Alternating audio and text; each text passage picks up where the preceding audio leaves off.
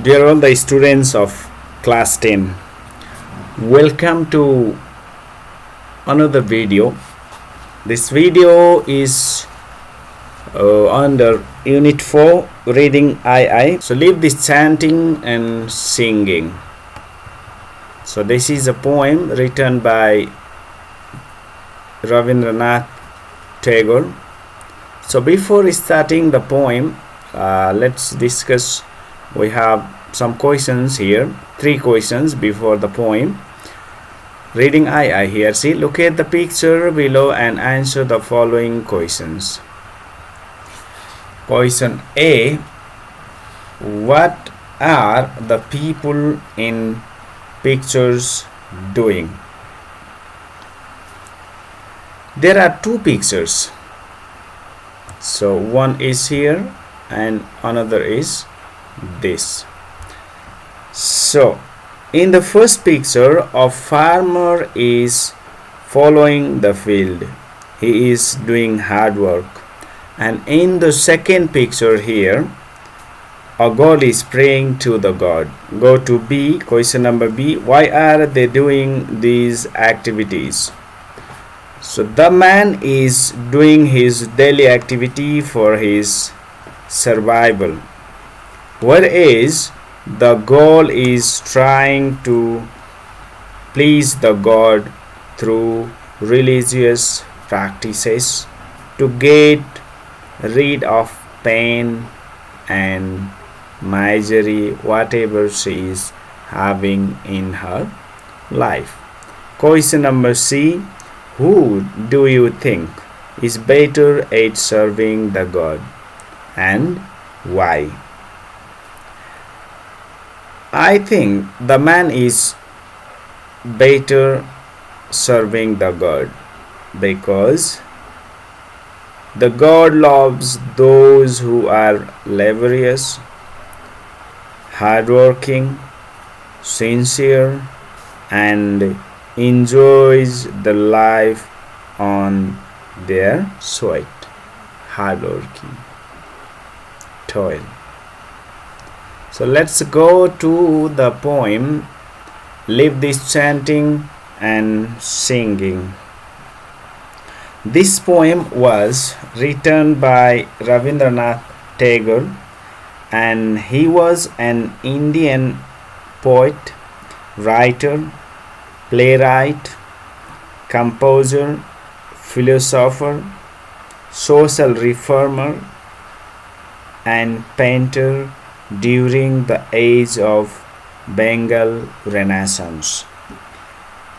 He reshaped Bengali literature and music as well as Indian art with contextual modernism in the late 19th and early 20th century. Rabindranath Tagore lived this chanting and singing was really a famous devotional poem. Through this poem, the poet expresses his feelings, love and belief towards God. It is the most religious type of poem. Let's go to first stanza. Leave this chanting and singing and telling of it, whom thou worship in this lonely dark corner of a temple with doors all shut. Open thine eyes and see thy God is not before there. So in first stanza, the poet objects on the traditional way of praying. He says that just sitting in the corner of the closed temple and worship God by chanting is not the correct way to connect with the God, because the God is not there in the temple. And let's go to the second stanza. He is there where the tiler is tiling the hard ground and where the pathmaker is breaking stones. He is with them in sun and in shower, and his garment is covered with dust. Put off thy holy mantle, and even like him come down on the dusty soil. So in second stanza, the poet says that the real God exists in soil and dirt, where people do hard work and sincerely pray God while doing work. We can get God where tilers tile the land, the root builder spills the bricks. This is the proper way to reach the God. Third stanza, deliverance. Where is this deliverance to be found?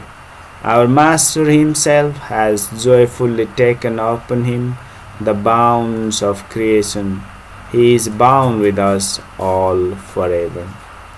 So in third stanza, the poet says that stop singing holy songs in the temples and doing meditation in the dark room.